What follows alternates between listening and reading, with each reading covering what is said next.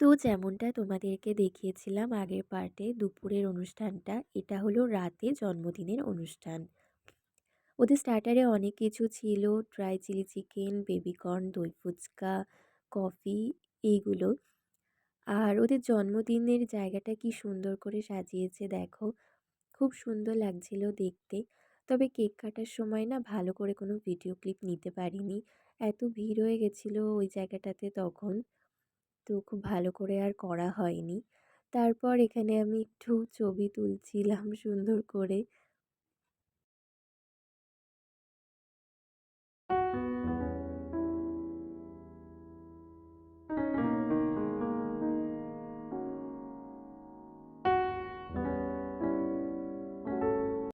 ব্যাস তারপরে আমরা রাতে খাওয়া দাওয়া করে চলে এসেছিলাম বাড়িতে।